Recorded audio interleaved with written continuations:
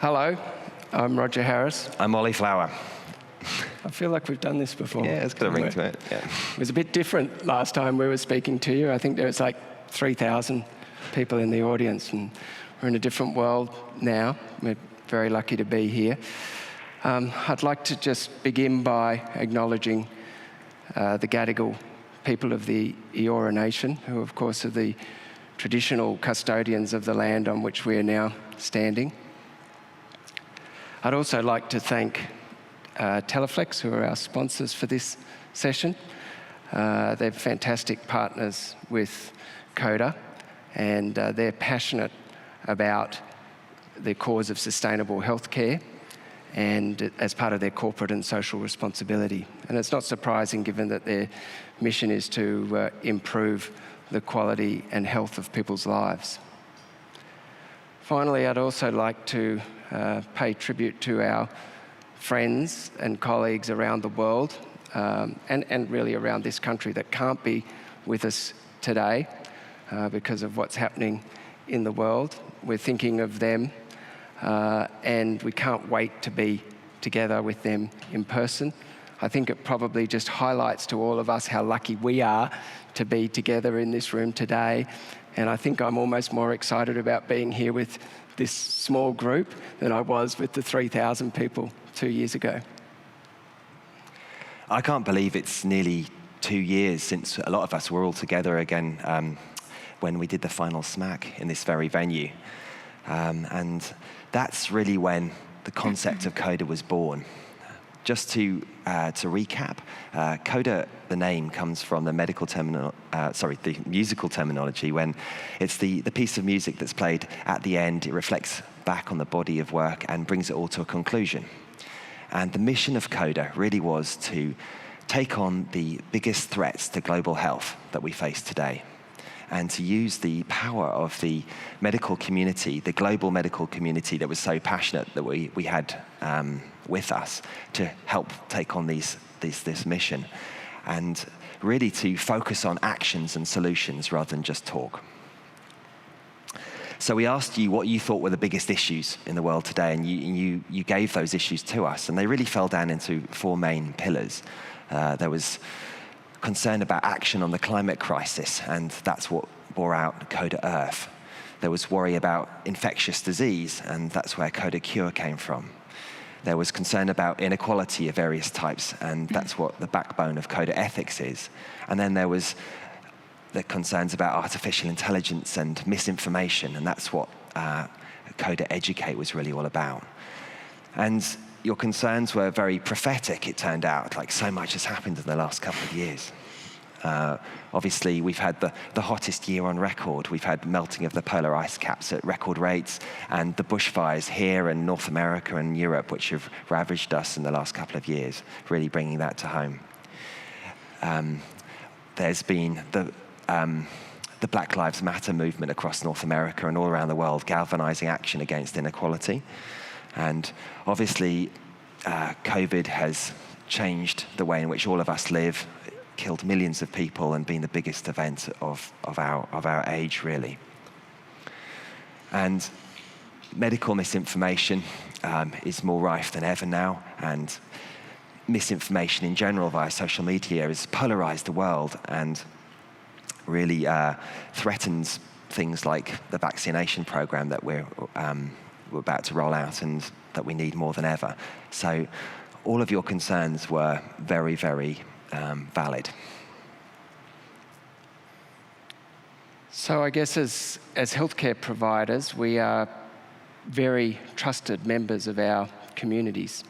And with that trust comes responsibility, responsibility to lead, and particularly to lead by example. And that, I think, is been difficult for any leaders right at this time, and for us as medical healthcare leaders, it's been extremely difficult because the pandemic has really forced us all inwards. If you think about, we've been closing our borders. In some cases, even internally, we've been slamming our borders closed. We've been told to stay at home, to isolate, to wear a mask, to physically distance, and sometimes even socially distance. And so in a way, there's been a collective retraction of all of our consciousness, an inward looking. And yet, really, all of the issues that Ollie's just portrayed to you require for us to be outward looking and to stand up and lead on these issues. I think we were all touched by the incredibly moving poem delivered by Amanda Gorman at the presidential inauguration of Joe Biden. And in particular, I felt like the last couple of sentences, the last lines were almost directed at us. I certainly felt it very personally. But those last lines were, "Yet there is light if we can just be brave enough to see it, if we can just be brave enough to be it." And I do think that this is a time for us to be brave. I really implore for you to look at some of the issues that we're talking about today, and then to join us in taking a stand on these issues and leading. Thanks, Rog.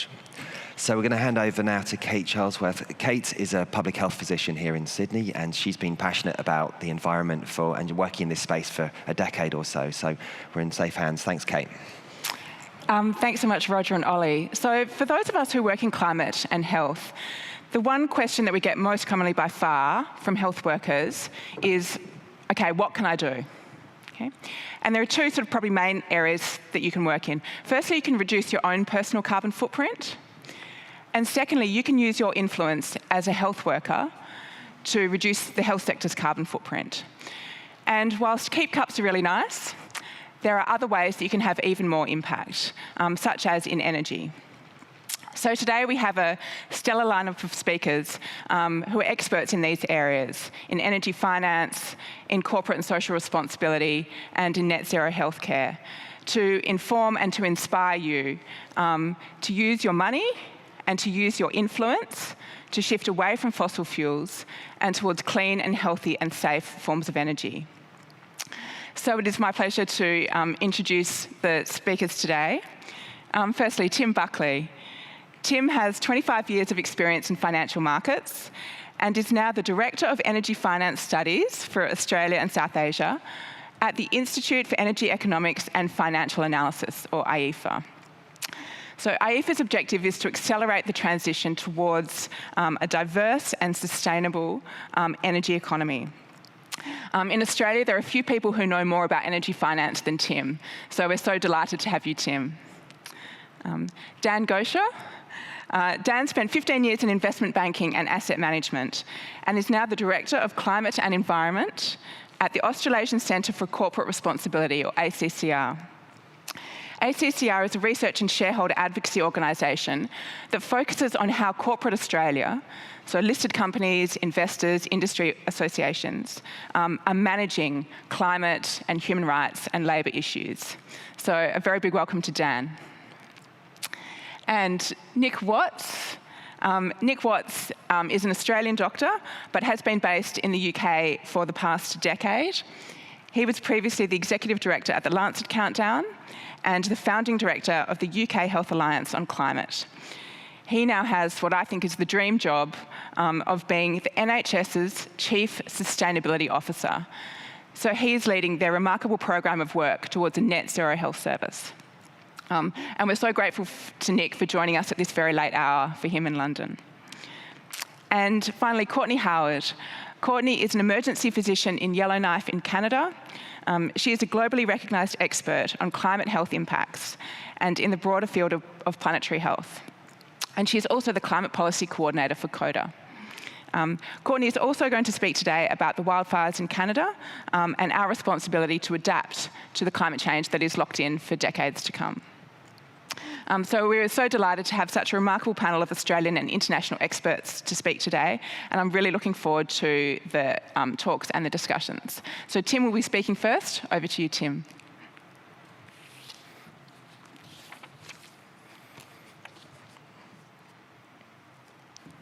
Good morning all, and thank you, Kate, for that very nice welcome.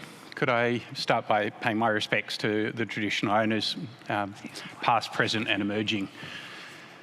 Just 1 year ago, when I talked to my scientific friends, they told me, thank you, that it was probably too late, that it was impossible to stop runaway climate change. And they constantly said I was way too excited, too bullish, and that it was critical we adapt, and that there was just a looming global crisis before us. Now, we still have a looming global crisis, but 1 year later, I think COVID changed everything. And it changed everything in a number of ways. Firstly, demand, rather than growing for energy, demand actually declined globally last year, unprecedented. Secondly, we saw that in order to deal with COVID, you actually had to accept the scientific evidence. You had to act, firstly accept the science, and then secondly act on it, and you had to act globally. Thirdly, we saw a trade war emerge conveniently at the same time between Saudi Arabia, Russia and America on oil. And that collapsed the price of oil and hence LNG, liquid natural gas. That then prompted a 60% decline in the leading oil companies of the world. And so the final transformation that happened, in my view, was that finance, which is my background, accepted that stranded asset risk, the risks to wealth of climate change, were a very real and present danger. They're a wealth hazard. And a 60% collapse in the price of Exxon is a very good reminder to financial leaders that if they don't act on the science, if they don't act on the risks, the financial risks, they lose a lot of money and they lose it very quickly. And so a year later, I'm actually more bullish than I've ever been before. And I think the prospect of the world actually delivering on the Paris Climate Agreement is a very real prospect. But as we just heard, it's critical that we all work together and that the voice of the medical and health community come together to reinforce it, because you are a respected voice, and at the moment Australia is a clear global laggard in terms of policy, and it's critical that we are a lifter, not a leaner. And I would argue that Australia under Scott Morrison's government is an absolute leaner. Now, as Kate mentioned, I actually work on South Asia. I work on India as my primary market, and that is because under Prime Minister Modi, India is an absolute lifter, not a leaner. India is going to do its unfair share to change and deliver on the Paris Climate Agreement. And you might be aware that the Paris Agreement is predicated on the common but differentiated responsibilities. India, like the developing world, didn't cause the problem. We did, the OECD, the developed countries did. But India is very happy to actually deliver on the solution. And under Prime Minister Modi, they are actually working rapidly in that area. And so I actually have started 2021 exceptionally bullish, as hopefully in the next 10 minutes you'll get a flavour for why. Firstly, and the slides are available if you want, don't worry about too much of the detail, they're more a prompt for me.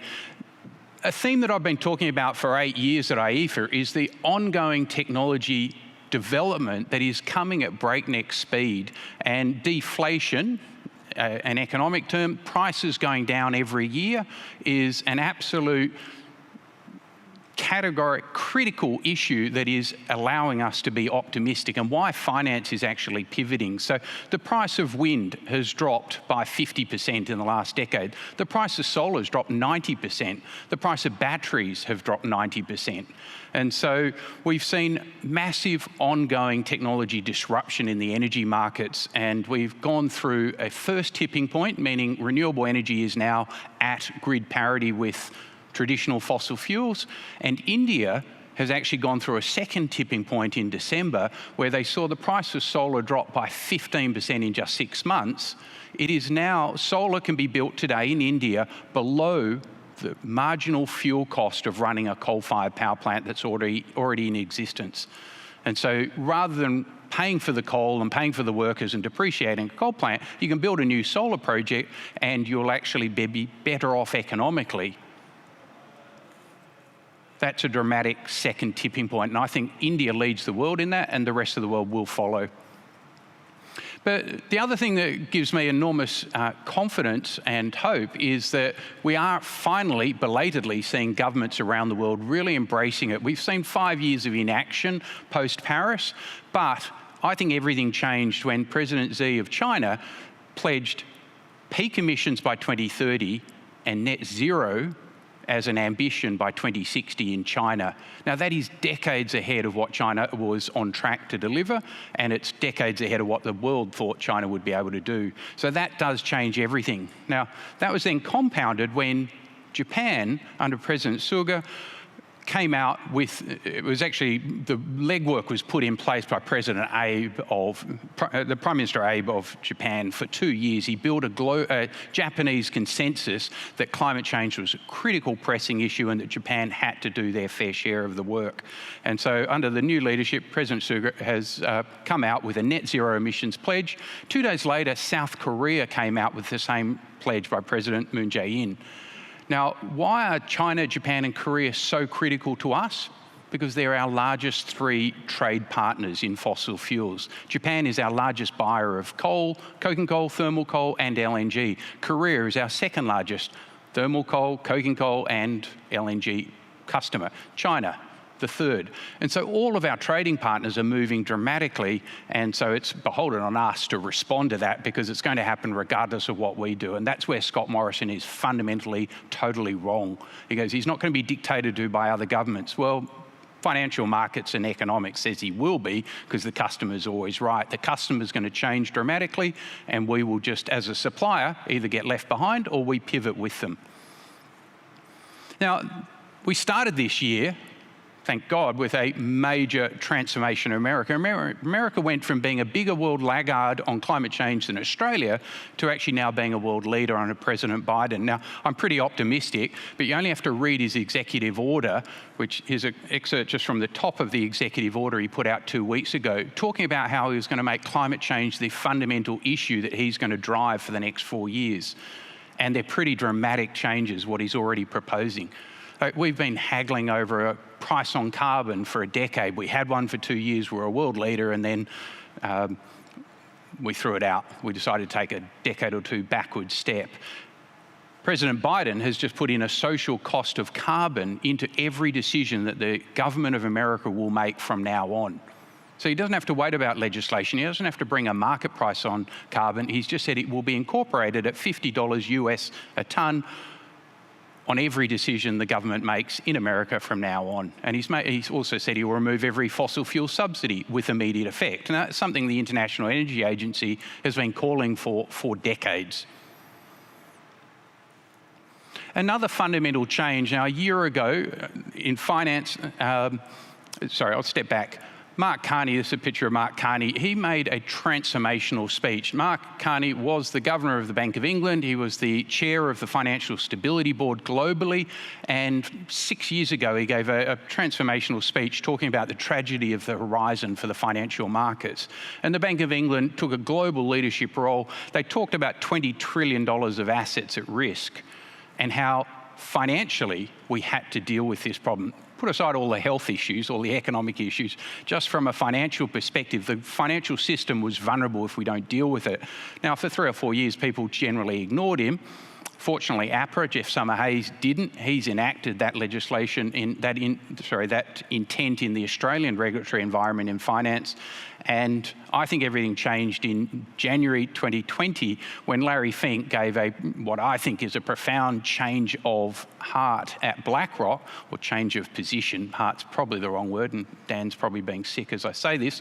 But I think fundamentally, Larry Fink, the CEO, the founder of BlackRock, which is the biggest company in the world, is the biggest financial institution in the world. It manages $8 trillion, so it's bigger than almost every country in the world. And Larry Fink said climate change was real, it was a key financial risk, and put aside morality, he had a financial requirement that he had to deal with it. Now, he followed that up with a speech 2 weeks ago, his letter to every CEO of every company in the world, saying 2 weeks ago, 95% of the speech was about climate change.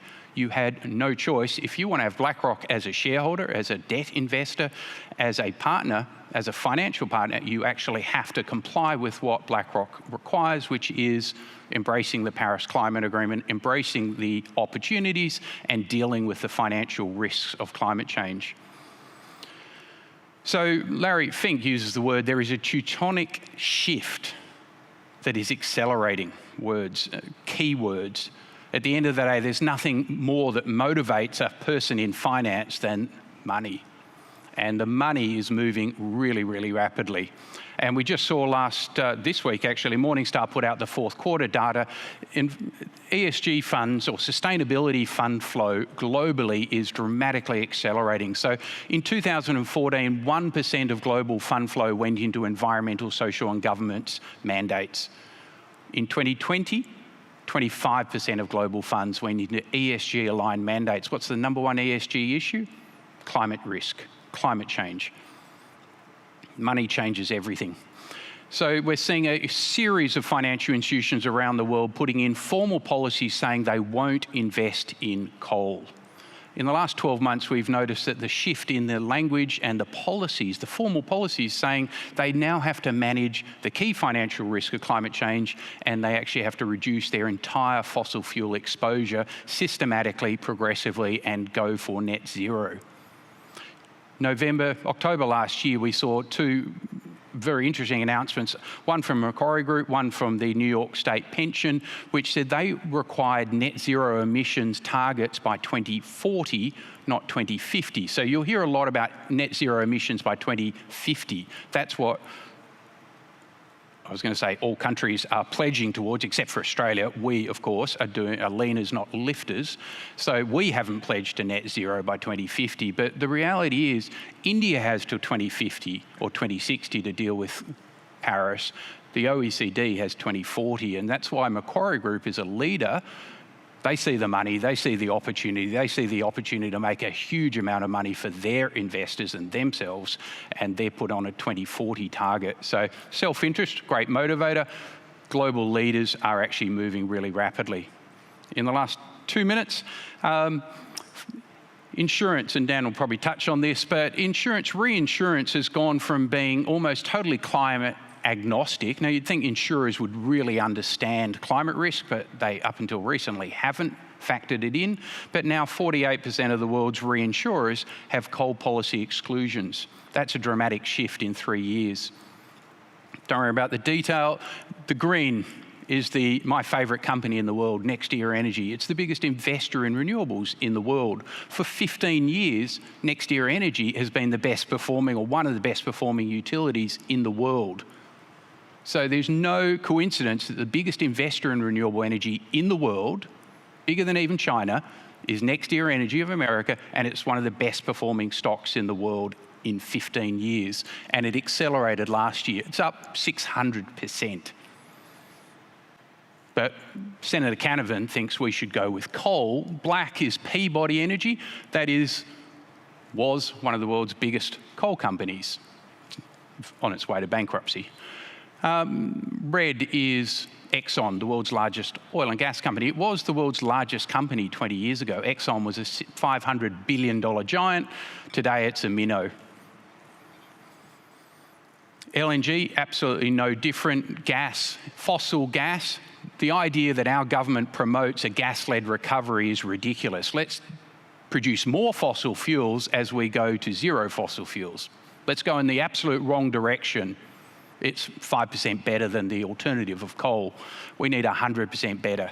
Australia needs to be a leader, not a laggard. The idea that gas is better than coal on an emissions prospect, at the plant face, coal is worse than gas. It's double what gas is. But as soon as you actually look at the supply chain for gas is horrific. And so anyone who tells you gas is a transition fuel is reading the fossil fuel transcript from a decade ago. It's just factually wrong.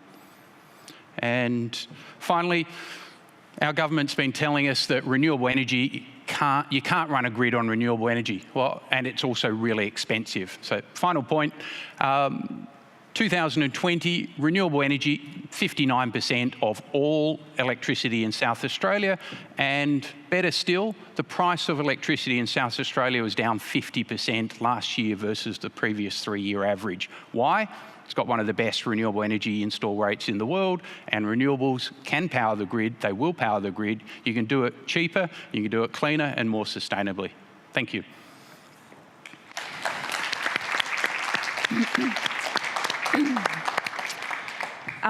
Terrific, thanks so much, Tim. One of my questions for Tim was, well, how fast is the money moving? But I think you've already answered that, so we won't go there. Yeah, thank you. It's so nice to hear such hope and optimism, actually, because those of us who've been in this for a decade, it's been a tough ride so far. So I'll go to all the panel for their reflections on Tim's comments. I might go to Courtney and then to Nick to bring them into the conversation. So Courtney, your reflections on that from a Canadian perspective, Nick from the UK. And Nick in particular, I guess we're interested in what the role of healthcare can be in accelerating this transition and helping out and pushing things along. Nick, I know that the NHS, for instance, has reduced its carbon footprint a lot in the last decade. Some of that has been from grid decarbonisation, and I know, the particular push from health professionals against fossil fuels and pushing for clean air and that work. So I wonder if you'd like to comment on that. But I'll go to Courtney first. Sure, thanks. And the money is so interesting because that plays a lot into these quests that many medical associations have right now to get their organizations to divest from fossil fuels. So I first asked the Canadian Medical Association to divest from fossil fuels about in 2013, 2014. And I sat down with one of the VPs of management of MD Financial, who's their financial company, and I showed him the website that was associated with the London School of Economics that talked for the first time about stranded assets, and he was completely naive to the issue. He looked at it and he's like, "Are these guys legit? Are these guys legit?"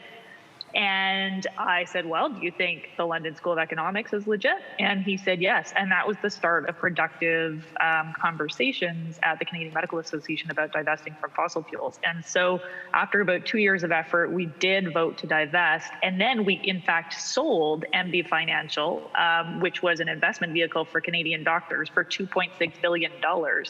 And when we then had to go see whether or not we should divest that additional set of funds, we did. And there was no longer a financial argument to be made that it wasn't in keeping with fiduciary responsibility to do so. So things have changed a lot. Thanks, Courtney. Nick? Yeah, you can hear me. I don't even have to ask if you can understand me. This is the first time I don't even have to talk about my accent. Our role in accelerating this work as health professionals, I mean, it's very, very clear, right? The best example I saw of this was a GP, Helen Stokes-Lampard. She was the president of the Royal College of General Practitioners at the time. There was a big debate going on in the United Kingdom about the phase out of coal. She went on something called the Today program, big program here in the UK. And she was saying, listen, I think as a GP, this is something that's important. This is a positive step for the nation's health. And she got a lot of pushback from the hosts because that's what sometimes hosts like to do. They like to create controversy. And they said, well, what do you know about this? You're a GP. And that was a mistake because if you've ever met Helen, you know that you shouldn't really confront her like that because she turns around and says, yeah, I am a GP. which means that my job is to take care of my patients' health, both inside the clinic and beyond the clinic. And I can tell you that coal-fired power plant is killing my patients, and climate change is killing my patients. And I'm the president of the Royal College of General Practitioners, and it's not something that we're particularly interested in seeing continue. So first and foremost, there is a social licensing role that we have to play there, health professionals as advocates. 8.4 million deaths as a result of the combustion of fossil fuels every year around the world. That is insane. That is unacceptable. The time for sort of kid gloves and friendly, scientific language is gone. When the president of the Royal College of General Practitioners says that coal plant is killing my patients, I think that gives us permission to be blunt. Yeah, great. Thanks, Nick. So just to bring you up to speed, that was a paper that Nick was referring to that came out of Harvard a few weeks ago that found that many, more than 8 million deaths a year. That's nearly 1 in 5 deaths globally is due to burning fossil fuels. That's, as Nick said, an extraordinary figure. And they've actually looked, this is attributed it to burning fossil fuels, this proportion of air pollution. So that's extraordinary. I'll come on to Dan next, but firstly, if anyone has any questions on Twitter, you're very welcome to submit those. The hashtag is CODA, #CODA0. So Ollie will be managing those questions. Please submit those. Dan, your thoughts? I really like the 2 charts at the end, which showed the comparison between NextEra versus ExxonMobil, and you can see similar stories playing out in Australia. And if everyone knows who AGL Energy is, most of you probably use them to get your electricity and gas. AGL's share price is similar trend. It's down about 50% in 2 years. And when I first started doing this work and talking to particularly to investors, be they super funds or asset managers 5 years ago, the response was always, we have a fiduciary duty to look after our members' returns, to provide them with the best returns. And 5 years later, that's the story, is that if they'd had got on that train really early, their members would have been far better off by investing in clean tech than sticking with particularly coal and gas. Great. Tim, I just want to pick up on something you've said previously in a talk, and that is that energy is the easy bit, and actually manufacturing is the next issue. And particularly that's relevant to the health sector, because we know that a significant proportion of the health sector's carbon footprint is about all the stuff that we buy and use. It's pharmaceuticals, it's medical devices, equipment, and so on. So how do you see that playing out in the health sector, in terms of us decarbonising? Yeah, that's where the conversation's really changed. So for the last decade, we've talked about let's decarbonise the electricity sector. That is the easy bit.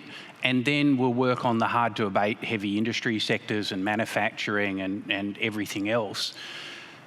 The urgency of the task means we have to deal with everything, but the brilliance is we've had a decade of technology development, which also means that we have a lot more solutions that are commercially viable today and eminently scalable globally.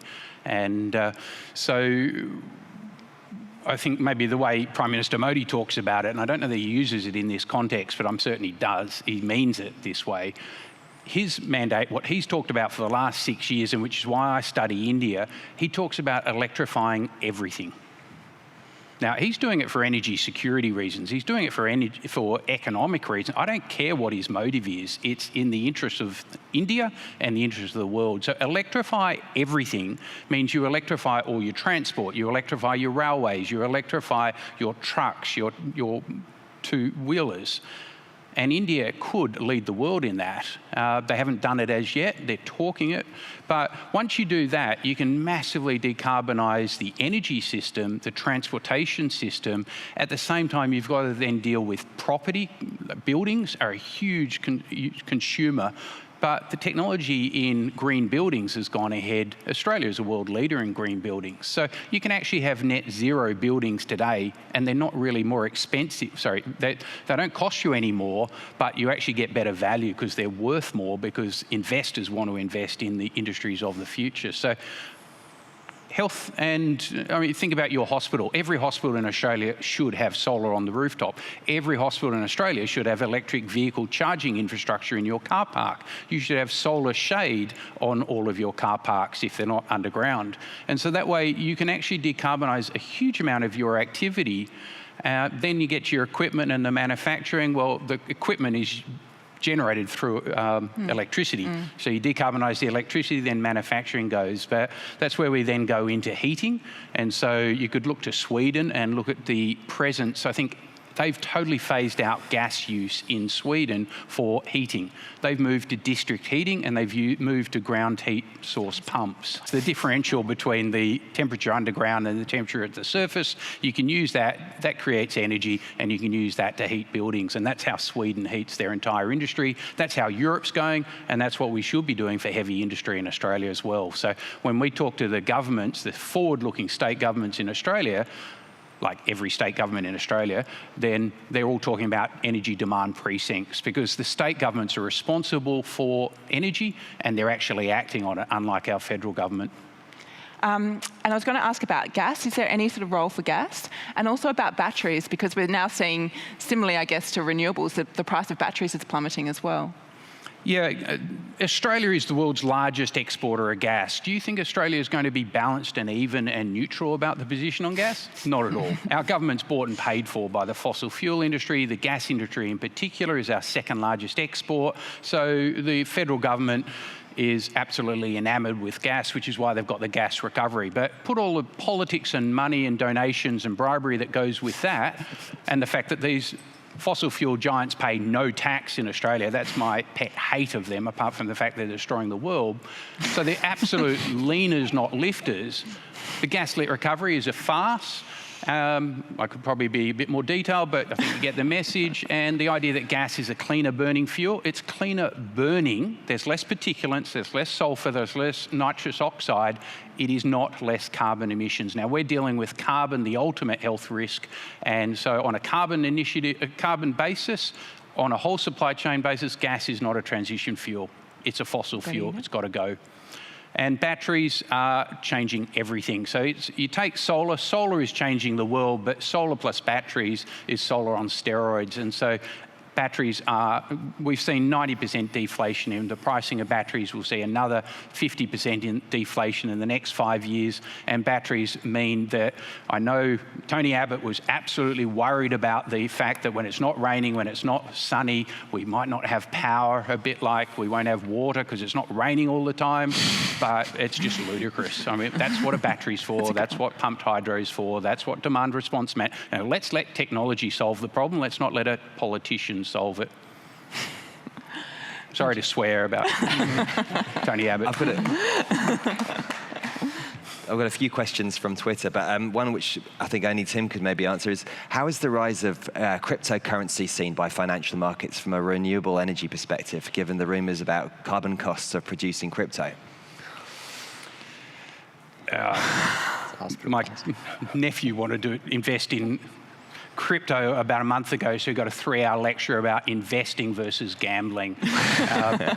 You want to gamble, but don't pretend it's investing. I don't care, is the answer. I'm interested in climate. I'm interested in how finance can solve the world's climate crisis, and the world's financial investors are now looking at the massive opportunity. So I'm going to rephrase the question. Let's look at what the biggest male billionaire in Australia is doing, Twiggy Forrest.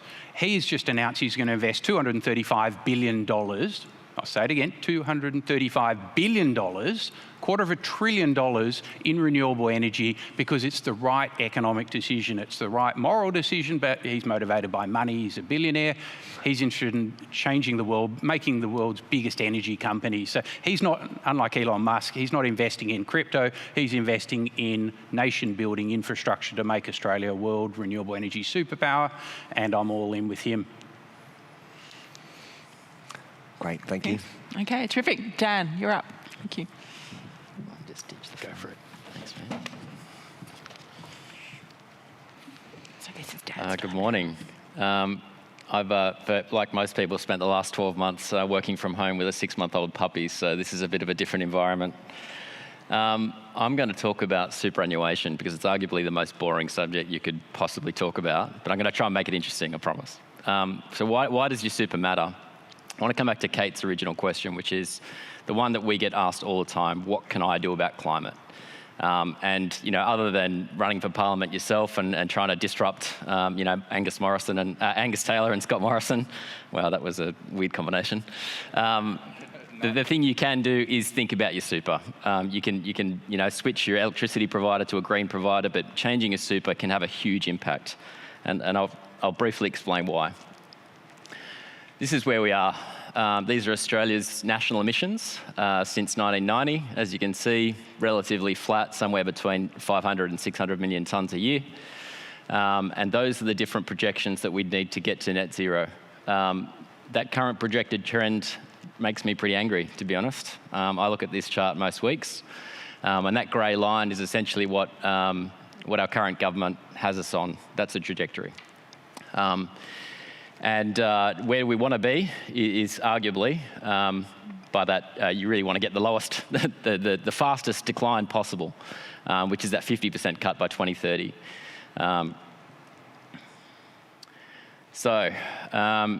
This is part of the problem. These are the top 10 carbon majors. Let me explain this chart to you. These are the 10 companies in Australia that produce the most emissions, including the coal and gas that they sell overseas. So if you exclude the coal and gas they sell overseas, AGL would probably be at the top. But once you include the coal and gas, BHP and Glencore come out on top every time. And the reason that's important is that most people in this room are invested in those companies. Now that's a pretty daunting thing to accept, that you're actually profiting from this, because these are the companies that are responsible for climate.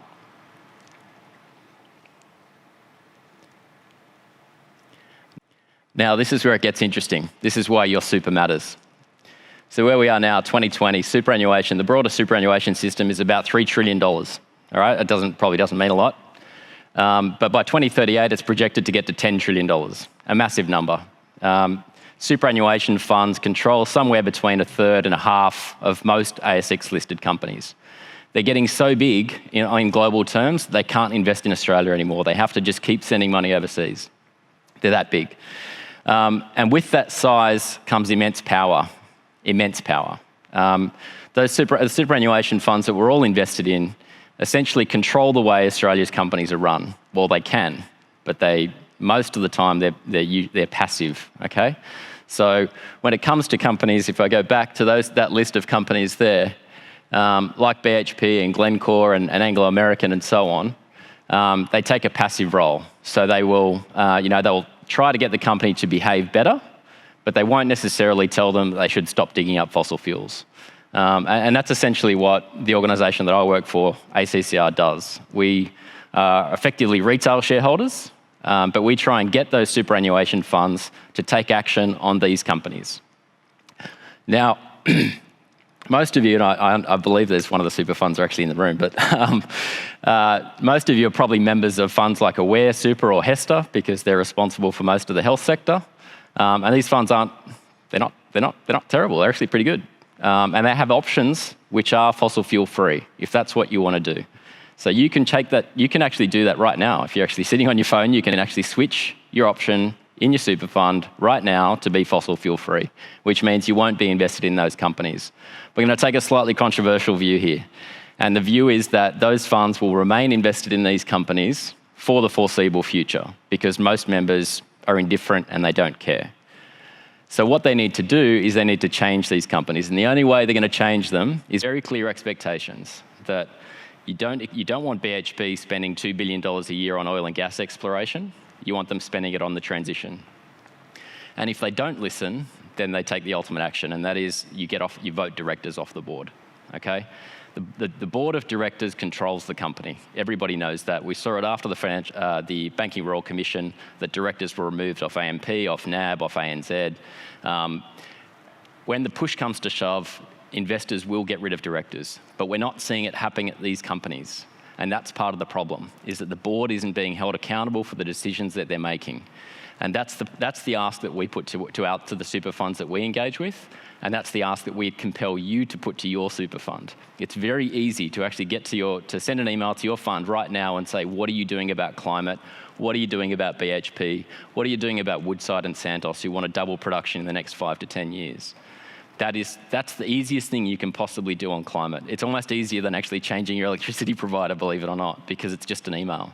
But the thing about most super funds is that they acknowledge that most of their members don't really care. They're indifferent, and they call them sticky.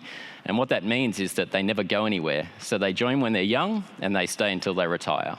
And the super funds really enjoy that stickiness because, well, the money's just, it's just going to sit there. They don't have to worry about the members. They engage with them. They'll send them emails, but most members don't really care.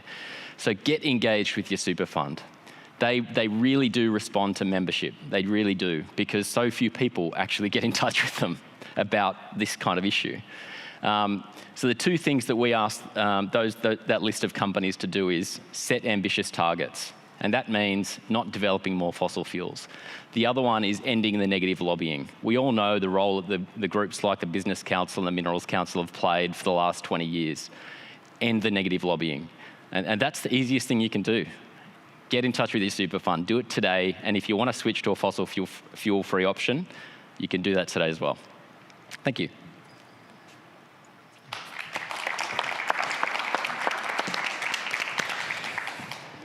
Thanks so much, Dan. It's really nice to have clear action that you can take straight away right now whilst you're on your phone. Again, we're asking for Twitter questions on hashtag coded zero. And I'll ask the whole panel for their perspectives on that. But really, I think the ethical issue is often of great interest to health professionals. I know that Tim has said in one of his previous talks, Exxon knew about this 40 years ago. And I'm a public health doctor. For us, it's exactly the same as the tobacco industry. Fossil fuel industry has known about this for years, and yet they have embarked on a campaign of misinformation, discrediting scientists, muddying the waters and so on. So, for public health people like me, it's exactly the same as the tobacco industry. So I'd just like to ask the panel for their reflections on Dan's talk, and with a particular slant sort of on ethics, I guess. Courtney. Thanks. Yes, so we are all part of a profession or professions that are committed to doing no harm. And it's definitely important that we do no harm with our investments as well as our work inside the hospital. And one of the reasons why it's so important for health professionals to take action on this is because we're amongst the most trusted voices in society. So when you look at rankings of who people trust, we're almost always near the top. Nurses are usually right at the top. Doctors are up there somewhere too.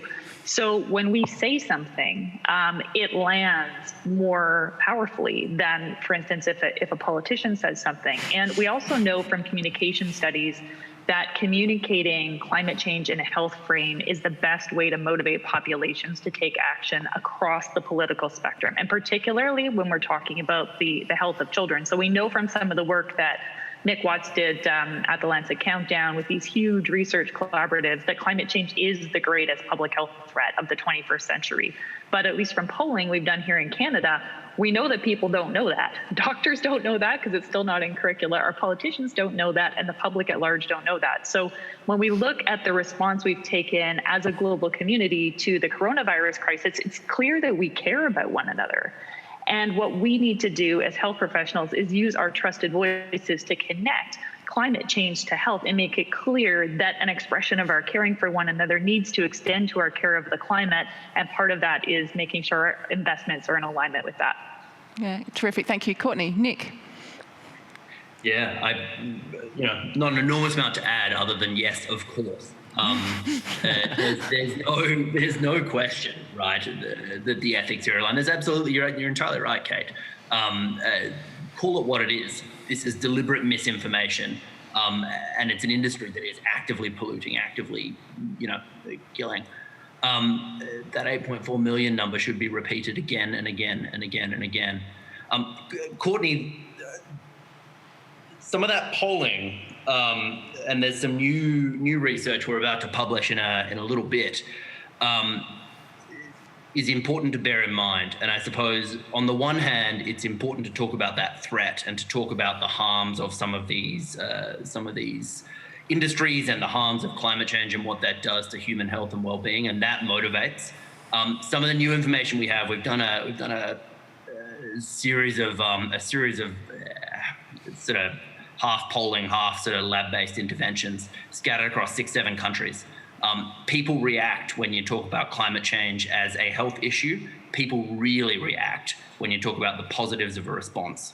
When you talk about not just divest, not just what you're moving away from, but you talk about what we're investing in, about the kind of community that we want to build together. That's when you talk about those sort of positive investing in health kind of narratives. That's what seems to motivate a lot, and also what seems to motivate over the long term. That seems to stick more and more. in every country we've tested, oddly, except for Germany. But let's not get into German psychology now. Thanks, Nick. Tim, any thoughts? One of the key names that was not on Dan's list was Rio Tinto. Particularly given I talk to Dan quite a lot, I know Rio Tinto is probably one of the worst ESG firms in the world, but from a climate perspective, they've abrogated their responsibility. Now, they would argue they showed leadership. They divested their coal exposure. They divested any responsibility for cleaning up the mess that they profited from for decades. But we can talk about ESG on Rio till the cows come home, and Dan can lead us on that. But the reality is it's not about divesting. You go to the number one player there, BHP. BHP, as Dan just said, is investing $1 to $2 billion a year in new fossil fuel developments. So we do have Luddites, and I use that, and I didn't mention Matt Canavan. I just said Luddites talking about, we can't stop using fossil fuels today because we wouldn't have power. No one's talking about stopping using it today. We're talking about stopping using it in 5 or 10 years' time and getting on that trajectory, the trajectory that Dan talked about, down 50% in the next decade. Now, that means you don't need more fossil fuels. So the last thing you want to be doing is investing in a stranded asset like BHP is developing more oil and gas. So long answer to say, I mean, divestment is not the answer. And so when Dan says to you, switch your money over to an ESG fund, but first, before you do that, he said, engage with your super fund, because you want the whole fund to move, not just your money. And so engage with your super fund and tell them what you want and why you want it. And it's amazing how few informed voices can change the entire board of global giants, the super funds. So just one question that's come through on Twitter. How important are the state versus the federal government on this issue? It seems like New South Wales state government with Matt Kean is fairly forward-looking on renewable energy. What's your take on that? You probably get a stronger view than me, mate. Okay. I advise a couple of politicians on all sides of the desk, including Matt Kean and Zali Steggles. We'll talk to anyone who's actually willing to take action. We're not politically aligned. Fortunately, none of my funding comes from any government, so I don't have to worry about what I say, other than defamation. Matt Kean has been brilliant. I don't compliment too many politicians, but Matt Kean's really interested in the welfare of his children and his grandchildren to be, intergenerational equity. And so I'll embrace any politician that has the courage and is willing to stand up to the fossil fuel lobbyists and all of their billions of dollars of donations and speak truth. And that's what Matt Kean does, and he's leading New South Wales. And because he's a Liberal, he might actually convince Scott Morrison to actually ignore what the Luddites in the National Party are telling Scott every single day and actually say to Scott, look, you actually probably want to be re-elected. You've got no chance unless you deal with climate change, unless we deal with our American ally, President Biden, who's all in on climate change. So at the end of the day, I'm all for politicians of any political alignment to act on the science and do what's in the national interest of Australia, what's in the interest of all of our children. Terrific, thanks Tim, very nicely put. Nick, over to you next to speak. Sure, okay. I've got something up on screen, I'm sure. Hi, I'm Nick. You can tell I'm in the United Kingdom. What's that? You can hear me? Yeah. You can tell I'm in the United Kingdom because it's dark outside, and you can also see my hair. I haven't had a haircut in about 4 or 5 months because we've been in lockdown, and I should never have left Perth. I'm the Chief Sustainability Officer for the NHS. The NHS, we have a pretty big responsibility. We have carbon emissions about the same size as the entire country of Denmark or Croatia. We have a budget annually, 133 billion or so. We are the 5th largest employer in the world, and we are the world's first healthcare system to turn around and say, hey, I think climate change is a big problem. In fact, I think the climate crisis is a health crisis, and we're going to commit to a net zero target, 2040, the NHS, for the emissions we control directly. For the broader emissions that we don't control, but we can definitely influence, 2045. And if we do it right, we're going to bring that date forward. So I've got 5 minutes and I've got 3 key points. I'm going to be quick. I'm going to talk about why, I'm going to talk about what, And I'm going to talk about how. Why would the NHS do this? What exactly is a net zero healthcare system, and how on earth are we going to make sure that we deliver this? So this first slide here that you can see up probably gives you a good sense of the why. Oh, no, go back one. Pretty picture with a kid. Gives you a good sense of the why. 3 reasons. Because number one, we pay attention to the science.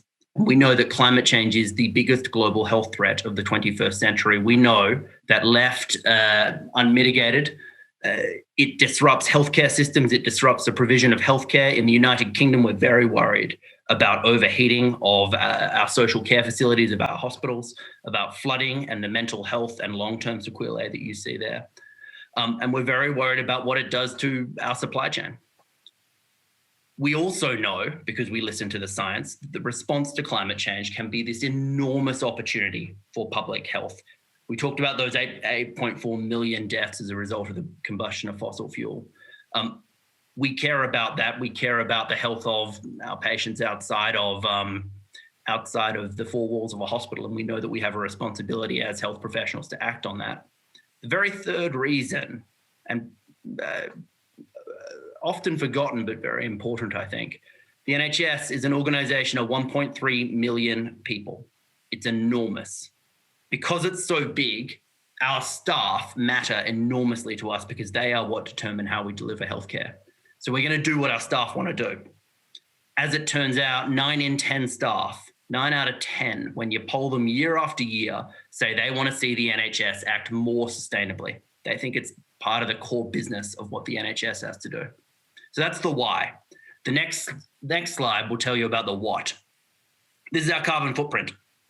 This tells you everything we are going to do to get to net zero. All of the different breakdowns in the pie chart there, you can see how it sort of splits up across the entire system. You can see a bit of a heat map there. You know, to some extent, it broadly follows what you would expect. It follows economic activity. It follows the intensity of healthcare. Couple of broad things stick out to me. Number one, we are taking a very broad scope, not just the direct emissions that we would consume from our energy, not just our buildings, not just the pharmaceuticals that we consume, but broader, because we know that we're a big employer and we have a big responsibility. We're also taking account and responsibility for the emissions that come from our patients, from visitors, from travel to and from the NHS, and from emissions well beyond the borders of the United Kingdom. What we call our sort of scope 3, our entire supply chain. And that's that huge chunk there you can see in blue. That's our scope 3 emissions, our supply chain. Now, we've broken it up because I kind of think it's disempowering to think of that as a supply chain. It's not just a supply chain, because a supply chain is made up of people, 1.3 million of them. It's made up of chefs and caterers that decide what they're going to purchase. It's made up of nurses and pharmacists and doctors that decide what they're going to prescribe, and physios that decide what kind of mobility aid a patient needs when they go home. The third thing I think that comes out of this diagram is that there are emissions everywhere, which is kind of terrifying. I think it's a bit of an oversimplification to sometimes think about the problem as just coal-fired power or just energy. Terrifying to see that there are emissions across the entire system. Also empowering, because it means that it's everyone's responsibility, which means that there's 1.3 million people there that can act on this. Now, the next slide, we've talked about the why, we've talked about the what, the how. Net zero by 2040 for the emissions we control directly, 2045 for the ones that we have the ability to influence. That's a long way away, so we've set ourselves an 80% reduction target, 2028 at the earliest, and that is soon. That's in a couple of years. We will no longer, within the decade, the NHS, or £133 billion, will no longer purchase from any company that does not meet or exceed our commitments on climate change. Just 2 days ago, we approved a national design for a hydrogen ambulance, what will be the world's very, very first zero-emission ambulance. We're going to prototype it. We're going to try to drive it from London to Glasgow in time for COP26 at the end of this year. We have some exciting things in the estate. We're building 40 new hospitals in the NHS. We have a commitment. Those are not going to be old, outdated forms of hospitals. They're going to be new net zero hospitals. And we have a new approved net zero standard for hospitals that we're going to be building in the future. And we also have some boring things. hundreds and hundreds of millions of pounds, but boring. It pays back quickly. Shift your lighting, shift how you're heating your facilities, shift to LEDs, shift away from, believe it or not, coal, oil boilers towards combined heating power, more community integrated heating. It's boring, but it's pretty simple. And we have a new team. 10 years the NHS has been working on health and climate change, an impressive amount of effort from a group called the Sustainable Development Unit. That group has succeeded, and its work is transforming into a new, rapidly and significantly expanding greener NHS team. No longer a team of 5, 6 out in Cambridge, now a team of 150, 175 scattered across the entire country, with a heck of a challenge to deal with. So I've got one more slide and then I'll stop, because I promised I'd be quick, eh? That's the why, that's the what, that's the how. The final slide asks a question that we were asked very, very early on. Should we really be doing this? There's a global pandemic. Should the NHS really, in the middle of COVID-19, be responding to climate change as well? Don't we have enough to deal with? And the response is absolutely stop asking stupid questions. The NHS has to respond to climate change and COVID at the same time. It doesn't have a choice, because we understand that the same inequalities, the same social environmental drivers that shift patterns of disease and mortality from COVID are the same things that are driving climate change. And it would be a little bit ridiculous if you solved one crisis whilst making the second worse. Thank you.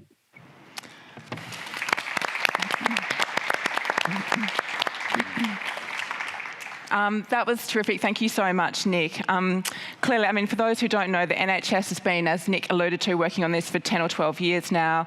They have already some runs on the board. They've got their carbon footprint down by about 20%, saved, I think, about £2 billion.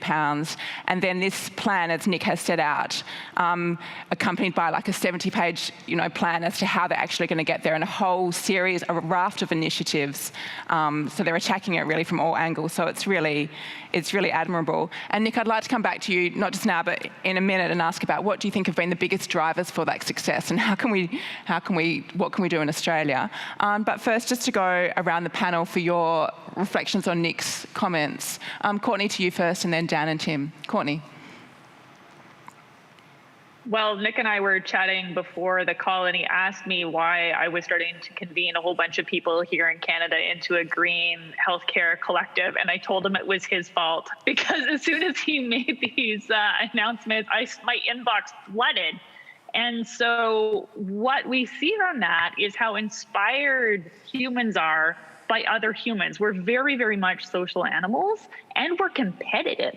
So all of a sudden, I have a mailing list of like almost 100 people, with more people pouring in. We're trying to figure out on the fly how we're going to manage this. And we've got 10 provinces and 3 territories and a tremendous number of medical systems within that. So we don't have the same consolidated structure as the NHS, but certainly the plan that he put forward, the 70-page plan that Kate was referring to, it lays out a groundwork that allows you to visualize how it becomes possible. So I think that the more we all begin to make the same asks of our suppliers, Nick was saying that they're telling their suppliers that within the decade, the NHS simply won't purchase from suppliers who don't have the same sustainability commitments as them. If we say the same thing in Canada, and the Canadian Medical Association did commit to doing what they can do to achieve a net zero healthcare system in Canada by 2050. So if we're saying the same thing in Canada and you're saying the same thing in Australia, that's going to put global pressure on the suppliers to clean up their supply chain. And I think that's the kind of thing that global solidarity that CODA and other similar organizations can generate can help to accomplish. Terrific. Thanks, Courtney. Dan, or who's next? I agree with Courtney. I thought that commitment to not doing business with suppliers who don't have the same level of ambition that the NHS does is extraordinary, really. And it'll have huge impacts in Australia. I mean, we know how big the medical supply industry is in Australia. And funnily enough, when you go and talk to investors about the companies where they see the biggest climate risk, it's always focused about the fossil fuels and about people involved in electricity generation and transport and so on. But they wouldn't look at a CSL, for instance, and think, oh, it's got climate risk. Well, if CSL fails to act on climate, and then everybody on its supply chain says, well, we're not going to do business with you unless you have the same ambition, then that manifests itself as a climate risk. And that's extraordinary to me. Thanks, Dan. Tim? Brilliant talk, thank you. And thank you for a decade of effort in that area. What I think I took from that was there is no silver bullet. There is no one technology, there's not one solution. There's a whole range of solutions, and whether it's your lighting or whether it's your heating, your cars, your building design, all of it combined can solve the problem amazingly fast and save money and save the future of the planet. So why would you not do it? But there's no one silver bullet. There's a myriad of things we can do immediately today. Yeah. Okay, Nick, so back to you. What's your advice for us? What have been the biggest drivers? How have you got there? How have you, progressed things so well? And you've managed, as you said, to really make the case that this work needs to continue and, in fact, be strengthened despite what else is happening. So over to you. Yeah, I mean, no good, coherent answer. It was messy. Things went wrong, and that was okay. I think looking back on it, you can maybe put some, nice rose-tinted, framework and say, oh, well, clearly we did these 7 things, and it was very, very intelligent, and aren't we smart? Number one, though, and I've said this 3 or 4 times, 1.3 million. It's a lot of people. The NHS's biggest asset is its staff, is the nurses, or the physios, or the pharmacists, or the doctors, are the caterers that make it up. When 1.3 million staff within the NHS want to do something, they get it done. And if you look around at what happened over the last 10 years, that's really what was going on. It was very, very slowly. There was growing momentum from NHS staff. Now, the reason that happened is because success breeds success. People like to be part of something that is positive. They like to be part of something that is growing. They like to be part of something where they feel like they can do, right? If you're scared, if you're worried, if you're annoyed about climate change, the one thing that I guarantee will make you feel better is if you do something about it. So if you wake up the next morning, Thursday morning for me, Friday morning for you guys, do something about it. Saturday morning, do it again. Sunday morning, do 2 things. Monday morning, take a break. Tuesday morning, do 3 things. I think the final thing that probably helped the NHS the whole way through this is every time, no matter what, this is not a climate change initiative. We're not doing this just because of the climate. We're doing this because the core business of the NHS is to provide healthcare, free of access, point of care for everyone now, but for future generations as well. And if you take that seriously, and that's the motto of the NHS, we've been around for 70 years or so, in order to do that, you have to respond to climate change. You literally just can't meet that motto unless you have a planet to do so on. And so understanding all of these things as health interventions, cleaner air, healthier diets, physical activity, I think that's probably been the core of a lot of this. Courtney's smiling. I don't know why, but she found something funny. My daughter snuck in, and I was trying to talk through gritted teeth. No, you can't have that. Thanks, Nick. So just to pick up on a couple of those things, I think those are 2 really important points, because for health professionals, this is our core business. This is what this is our job. Taking care of people and improving the health, of our patients and our communities. And so it's really aligned with those values. And I think, as Nick has said, in instances where we can tap into that, it works really well. I'd also Courtney often uses the phrase, action feels much better than anxiety. So Courtney, do you want to just to touch on that?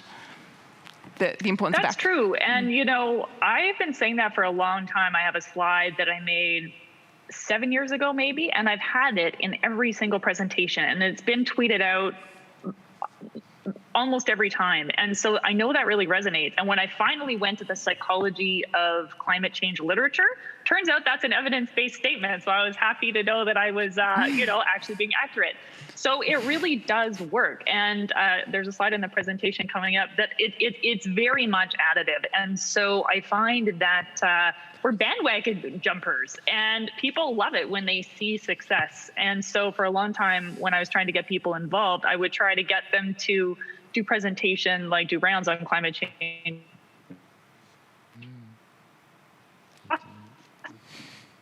But then get them to get the Canadian Medical Association to divest from. It's really launched. And so we're action-oriented people, I think, particularly in critical care. And when we ask people to do stuff, we're very capable, and people learn fast, and we have big impact. Terrific. Thanks, Courtney. So I think that's a good point at which to shift onto your talk now.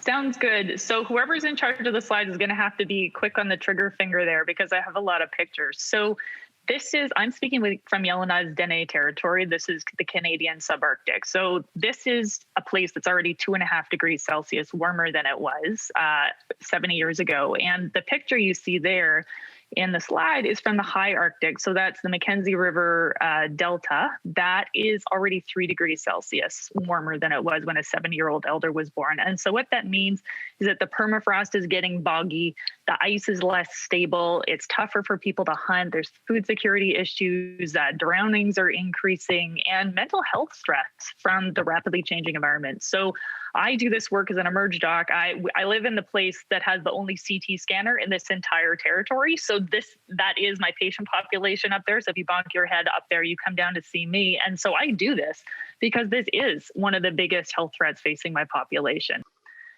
And so when I first started, next slide, when I first started going into medicine, I really thought that, health happened in the hospital. And what we see right now is we need to reframe entirely our view of health. So, many of us work in a structure that looks like this. And what we realize is that, in fact, all of those structures have a foundation. So I sit here on permafrost. And you get really interested in your foundation all of a sudden when you're on permafrost in a melting Arctic. But when you think about it, we all have that, right? So climate, water, soil, all of that, those are the ecological determinants of health. And it's only when they're stable that we have the ability to create a social structure, a political structure that allows us, that gives rise to things like the social determinants of health. So income, housing, these things that we talk about more now. So that's the next layer. And then only when that's stable do we get to build the super complex structure that's a hospital. And so when you do reviews across different countries, those hospital and healthcare structures are only responsible for about 20% of overall health outcome. And so really, this is what I would refer to as a planetary health frame for health. And we need to all move to this to get a better sense. We had the luxury of not thinking about it this way when our foundation was stable. But now we're seeing collapse in terms of all of these things that we need to support us. And so I do this. People ask me, they say, Courtney, I'm on the Canadian Medical Association board, so I'm the girl who talks about climate change all the time. And they say, Courtney, why do you keep talking about climate change? Like, don't you care about the emergency department? And I'm like, yes, that's in fact exactly why I talk about climate change, because I like things to work when I go to work. And if we want all of our healthcare structures to continue to work to the ends of our practice lifetimes, we need to care about this because we need to stabilize that. And so how does this show up? So there's all sorts of health impacts, and there's lots of places you can go to take a look at them. But, heat stress, wildfires, storms, different types of chronic disease impacts from different kinds of air pollution, infectious diseases. And then the sort of more diffuse sequelae of that have to do with conflict and environmental refugee flows. So we know that yields in different types of bread baskets around the world are becoming inconsistent. That can lead to malnutrition emergencies, famines, displacement. And all of this, if you kind of follow it around, leads to a cycle of badness. We're merge docs, we like big words. And the potential really is for systemic and economic collapse within the lifetime of today's children. And that's a scary thought, right? And so for a long time, we didn't talk about this, but when we see these little people dying of malnutrition, that's why I became very involved. I worked in East Africa for 6 months with Doctors Without Borders and had many children die under my care. And so, I went from caring about global health and thinking I should go somewhere else to prevent deaths to realizing that given that Canada has one of the highest per capita carbon footprints in the world, and I looked yours up recently and it's about as bad, and given that that's the number one health impact of climate change forecast for this century is pediatric malnutrition, I should stay home and take care of my own carbon footprint and my country's carbon footprint if I want to protect these little people. And so really, this is something I approach very much as a clinician. The Summer of Smoke is a project that I've been working on for ages. And it was a response to our big wildfire summer. So we basically had 2.5 months of wildfire smoke up here. This is our particulate matter graph. And it was awful. And you'll see that, so for about 2.5 months, our usual PM 2.5 is 6. And so this essentially meant a whole summer inside with the kids with the windows closed. And I was in the emerge and I just felt like I saw so much asthma. So we did a big study and it had qualitative and quantitative components to it. And what we found was that there was twice as much asthma in the emerge as compared to previous summers, twice as much pneumonia and cough in clinics. And this is a small population over 2.5 months. So you can imagine the impact in order to see that. And a lot of the people when we did interviews talked about how they felt. So how they felt really isolated. They couldn't exercise as much as usual, so that made them irritable. And they started thinking, okay, well, what does this mean for my kids? And so this concept of ecological grief is something I really think it's important for us to talk about, because I find otherwise we all think we're the only person who's feeling really worried about this. But in fact, we're seeing rates of ecological grief, eco-anxiety, ecological guilt, and anger all skyrocketing. And one thing I think that's really helpful is that the minute we come together to talk about those feelings, we're no longer alone with that grief. And all of a sudden you feel better. You're like, oh, people share this. Now we can start to solve problems together. And so it can actually be the beginning of some of the productive solution finding. And so I took a look at your bushfire stats. And so attribution scientists have taken a look at it, and they said that given changes in the climate, that change made these fires about 30% more likely. So there is an association that's been shown. And it had significant health impacts, the fires themselves. So there were direct deaths as a result of trauma, but also from the smoke. And so what they saw was about 400 excess deaths as a result of smoke. And that's pretty important. So to just put it in context, there's been about 900 people die in Australia of COVID. And so that's already a very significant impact. And we see how we've rearranged the world to cope with COVID.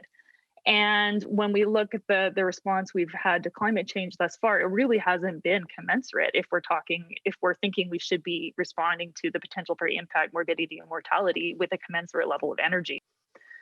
And so that's, bad, but it's also an opportunity. And it's important to realize, I think sometimes the adaptation message has gotten lost in the mitigation message. This is unfortunately going to get worse. I get this media request all the time. They say, so doctor, this bad wildfire, is this a new normal? And I have to say, you know what? We're committed to further warming until mid-century. And so what this means in a really practical sense is when we're thinking about our hospitals, we also have to be thinking about coping with increased heat, with increased smoke. I saw lots of reports from the wildfire summer of babies being born into smoky operating rooms. We had to close our operating room for 2 weeks when we had our wildfire summer because our ventilation system couldn't cope. So do know that this is going to increase and we need to prepare. So it's sort of, there's lots of stats to back that up. And so what we see is that this can be upsetting on a number of levels. And these are the increases in internet searches for ecological grief and anxiety. And coming together to chat is very, very important. But, it's super important to realize that any day could potentially be worse. So I've been standing here for like an hour and a half now. I'm feeling all right. You've been there for a long time. And that's important because appreciating the sun, appreciating your family gives you the energy in your bucket that you need in order to come and do the work. And again, see this slide, this is the slide. This has been tweeted out so many times. There we go. It's still there. And it is true. And so we have an adaptation sprint, but we also have a mitigation sprint.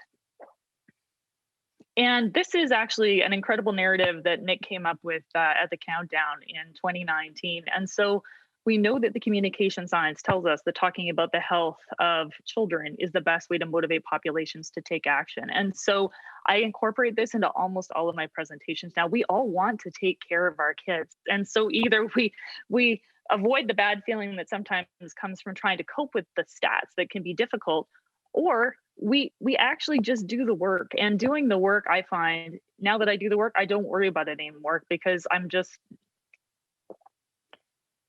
okay. And so these are the little people I care about. And what I find for the mitigation sprint is that we need to do things in a targeted way. So when we think about where we can get to, we can achieve the decarbonized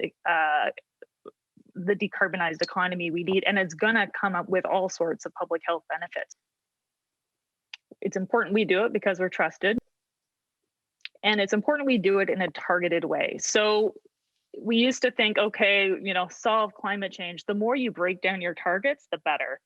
And you can do this at a micro level, a meso level, or a macro level. So micro is individual level change. And as Nick was saying, the more you can talk about the benefits, the better. So we know that moving to a more plant-rich diet saves lives and is way better in terms of land, water, and greenhouse gas emissions. So on a personal level, you change your diet. As a doctor, you teach your patients how to cook with a plant-rich diet.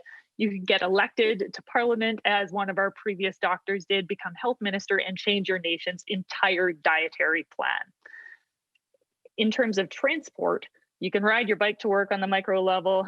On the meso level, you can convince the mayor of Montreal to double the number of bike lanes as a result of having mapped the trauma-related intersections, as one of our Emerge docs did. Or you can create a plan that shows your entire national government how many lives they can save between 2030 and 2050, and how many clean energy jobs they can save as part of a healthy recovery, as Kate did. And we heard that plan that we put out got passed around Parliament Hill. From a coal phase out perspective, we've had a lot of success here in Canada, because really all you need, it's a pretty easy game plan. You figure out how many people are dying from air pollution, you come up with an alternative plan, and then you tell everybody. So we discovered that about 200 people were dying every year in our most conservative province as a result of air pollution from coal. And then we broadcast it. And in our most conservative province, prior to their provincial election, we managed to get a commitment from 4 out of the 5 parties to phase out coal power, because nobody likes seeing kids with an asthma inhaler. And so we got all our Emerge docs to go on TV in their scrubs, and you feel like a real dork, but it works great. And so the health messenger was really what carried that. We did it in Alberta. We did it in our biggest province, Ontario. That led to a national coal phase-out commitment. And that helped us co-found the Power and Past Coal Alliance with the UK. And so now they're creating that cool club of coal phase-out people that's really providing incentive. Now, I went and looked up your coal stats. Now, it totally depends on whose work you're looking at, how many people are dying in Australia as a result of coal. The Lancet Countdown says about 100. Greenpeace published a report that said about 780. But regardless, they seem to be pretty centered. Some of the worst is around Sydney. And I happen to notice that your prime minister is from Sydney. Now, is from Sydney, right? So I had a 6-month adventure in politics recently, and something I learned is that even the prime minister needs to win their own riding. So you got a bunch of Emerge docs out there. You're talking about coal power. You're talking about the kids that are dying from it. Even if it's 100 deaths, there's been 900 deaths from coronavirus in your country every single year at the minimum. Using the Lancet Countdown stats, 100 people are dying as a result of coal. That is all the information you need to be telling a story of how much healthier energy can be in Australia. So there's much you can do. The more we work together, the more we'll get done. And I think we're already seeing a tremendous amount of momentum growing internationally. Thanks, Courtney. Some great tips there, things that we need to get our act together in the electorate of Cook, I think. Thanks. I think Courtney's raised a few really important issues there. I mean, really the task for us as health professionals in the health sector are 2 things. Firstly, we have to decarbonise, get our own house in order.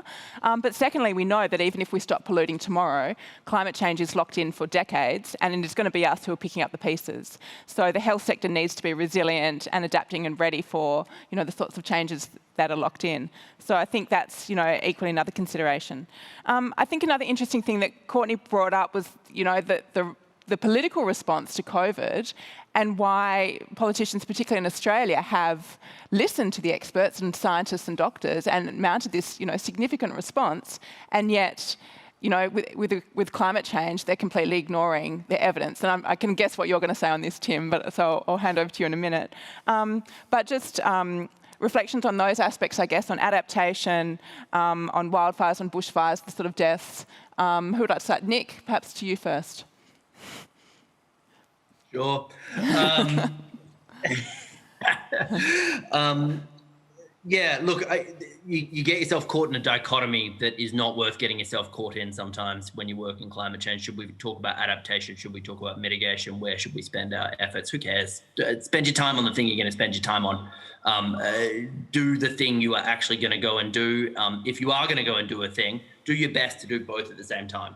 Do your best to make sure that your net zero NHS does not somehow inadvertently expose you to worse indoor air pollution, expose your patients to worse indoor air pollution, expose your hospitals to sort of put your hospitals at risk of overheating, as we've seen in a couple of our European colleagues. And beyond that, I suppose I'm less interested in the dichotomy and the answer. I'm more interested in seeing people do something. And there's something very important, I think, about what, Courtney, you're getting at there with that sort of cycle of action and building momentum and support. There's a critical moment that is coming. I'm worried it may not be coming, but it may actually be here right now in February 2021. For a long time, the health community has been slowly amassing evidence through different medical journals, the MJA, the Lancet, the BMJ. It has slowly been amassing policy and campaign positions, advocacy positions through the Royal Australasian College of Physicians, through the AMA, the CMA, the Royal Colleges in the United Kingdom. There's a risk that sometime very, very soon, someone is going to turn around to us and say, okay, I believe you. What do you want to do about it? You have 36 hours to tell me, and you have to come up with something that's ready. It's, costed at 120 million pounds. I know that risk is real because it happened to us a couple of days ago, a couple of weeks ago. It's a scary place to be, but you need to have an answer, and your team, the health profession that cares about health and climate change and wants to get on with this stuff, needs to be ready.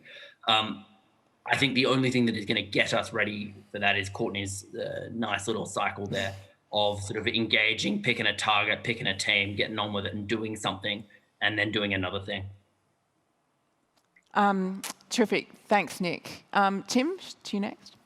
Maybe picking up on Courtney's action beats anxiety theme. I totally agree. Pick any action and just do it. And I know I dumped a lot on the National Party today. That was really unfair of me. So, lunacy and idiocy and ideology go hand in hand, as I think Malcolm Turnbull says. So I'll actually call out one National Party member who did something really good. And what I'm getting at there is he responded to community pressure. I was involved in it. The surf riders of the northern beaches of Palm Beach put on a campaign to save the whale migration off Manly and off Palm Beach. And yesterday, John Barilabo, Deputy Premier of New South Wales, wrote to the Federal Energy Minister and said he does not approve of offshore fossil gas drilling in the middle of a whale migratory lane. Why? Because it's a Liberal electorate and he needs to protect them.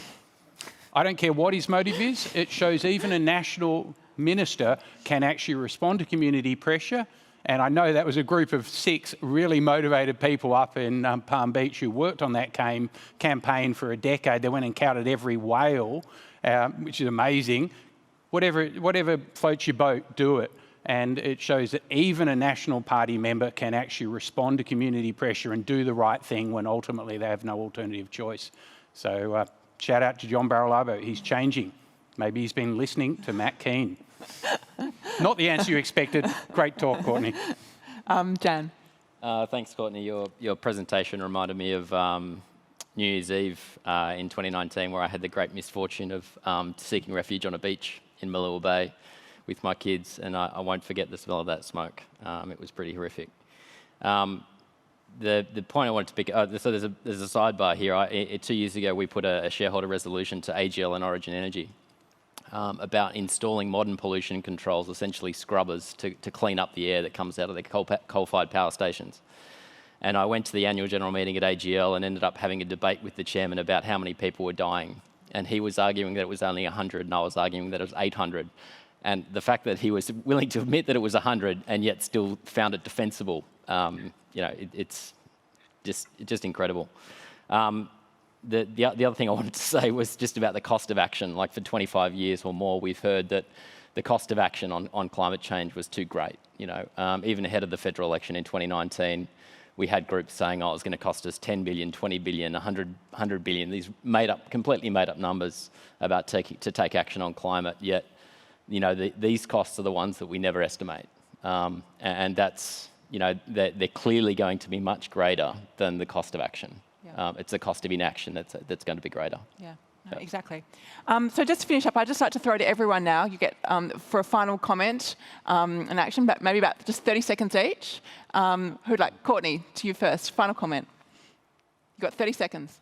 Well, I got really excited thinking about your coal phase out potential while I was doing the research. And if I were you, and yes, micro, meso, macro level steps, but the macro is big and coal phase out is huge. And I think there is a huge argument to be made by the health professionals in Australia on behalf of coal phase out. So I would, someone there does air pollution research. You can talk to the people at the Countdown. You can figure out how they're doing their modeling versus the people at Greenpeace. There's a whole new set of ratios that came out with that new paper recently. So how many people in Australia are dying as a result of coal power?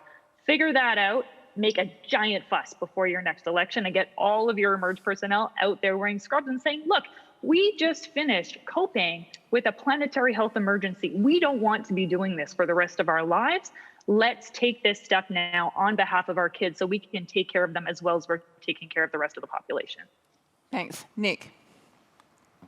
Yeah, sure. 100 versus 800. I can tell you, because I think I was unfortunately involved in calculating some of those numbers.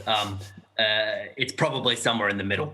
Our number is an underestimate. There are a whole bunch of reasons specific to Australia and specific to the east coast of Australia why we struggle to estimate coal-fired power mortality, especially from particulates and non-particulates there.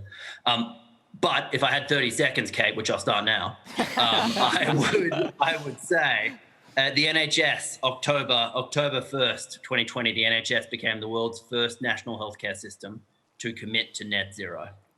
There is no reason why Australia couldn't do something similar, and it is not going to be. The NHS is not going to be the last national healthcare system to do that. We have a couple of months between now and COP26.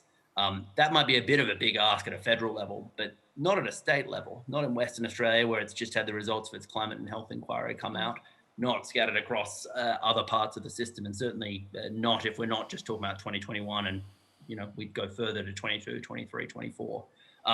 The Australian healthcare system does need to eventually get to net zero. It may as well make that commitment today. Thank you. Dan. I'm going to be completely unselfish here. I do remember the name of the doctor, by the way. Courtney's name is Dr. Ben Ewald, was the one that wrote the report. Yeah. Go and have a look at the report. I'm going to be completely unselfish, and there's a couple of groups that work in health community with healthcare workers on climate. Healthy Futures is one, based in Victoria, and as we all know, Doctors for the Environment in Australia, and we speak to them fairly regularly about engaging with companies, engaging with super funds. Join up. Terrific, thanks. Tim, you get the final word. 30 seconds. I think Courtney made the comment, humans respond to a competition, and that's what gets me really excited. I am certain we are now in a technology space race. My comms person said that doesn't quite work. It's a technology race. It's like the space race. And the beautiful thing is America has realised they've been asleep at the wheel under the leadership of an idiot for 4 years. China has taken the world leadership. Europe's been responding for a decade. Now Japan and Korea have entered the race. All of them are all in, and all of them are racing for the future. The final point, Ross Garnaut's been telling you for years, Mike Cannon-Brook's been telling you for years, Australia will be a world superpower. We will power the world with renewable energy. It'll be deflationary, sustainable, and it'll grow our economy enormously. And we just need the Luddites to get out of the way, and we're going to, regardless of those Luddites, we will do it. So I am really optimistic, and Australia will be a leader irrespective of Scott Morrison. Thanks, Tim.